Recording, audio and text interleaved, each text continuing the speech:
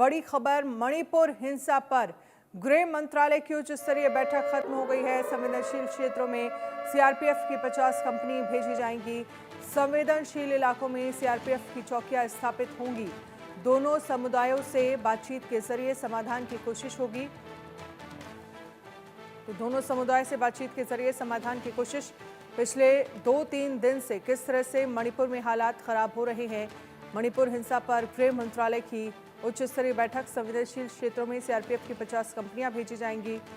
संवेदनशील इलाकों में सीआरपीएफ की चौकियां स्थापित होंगी। दोनों समुदाय से बातचीत के जरिए समाधान की कोशिश सरकार निकालेगी।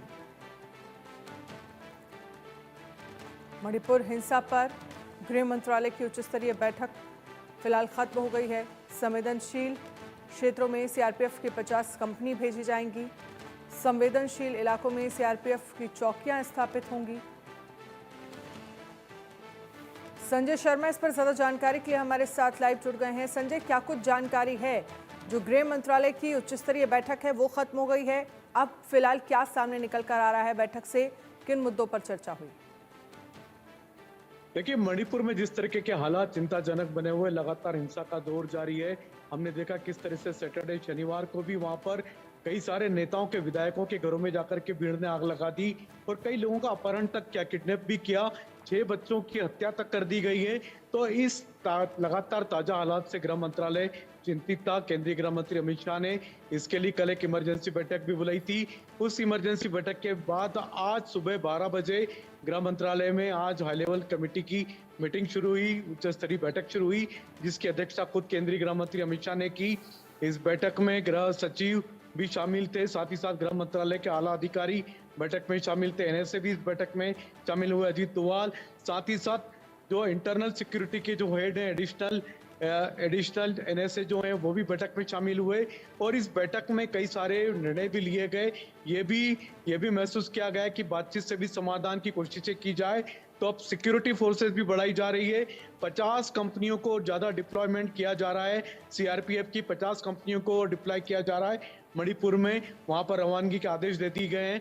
जल्दी सीआरपीएफ की 50 कंपनियां और वहां पर पहुंचेंगी।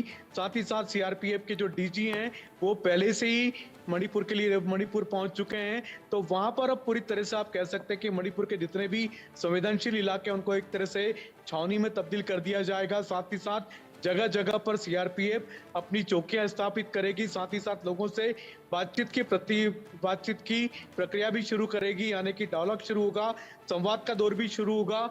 दोनों समुदाय के बीच में जो विवाद अभी तक लगातार थमने का नाम नहीं ले रहा है।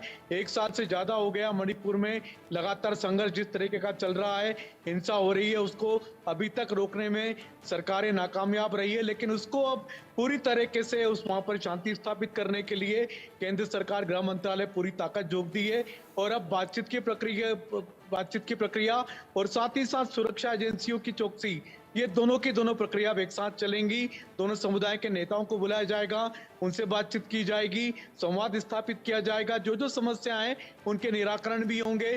साथ ही साथ अगर मुख्यमंत्री वीरेंद्र सिंह से लोगों की नाराजगी है, वहां के स्थानीय लोगों की, तो उसका भी दूर करने की कोशिश तेज होंगी।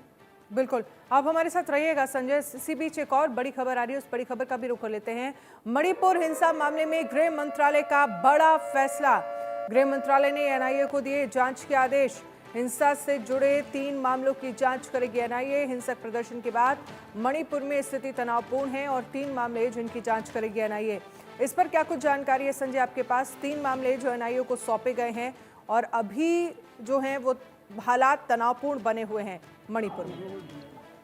बिल्कुल, एनआईए ने अपनी जांच शुरू कर दी है। जिस तरीके से हमने देखा शनिवार में 11 नवंबर को जब सबसे पहले घटना घटी थी, उसका आतंकवादी निरोधी दस्ते द्वारा पूरी छानबीन शुरू हो चुकी थी और वो केस अब 3 बड़े केसेस एनआईए को दे दिए गए हैं। एनआईए अब इनकी छानबीन में जुटी हुई कि आखिर ये किस तरह की घटनाएं हुई है, कैसे घटनाएं हुई हैं, इनके पास हथियार कहां से आए और लोगों की भीड़ को किसने उकसाया है, कहां से इनके पास फंडिंग आ रही है। तो एनआईए जब अपनी जांच शुरू करती है तो वो सिर्फ घटना की जांच नहीं करती, घटना को पूरी तरह से रोकथाम के लिए और घटना की जड़ कहां पर है उसके लिए भी उसका भी काम करती है, उसकी भी छानबीन करती है।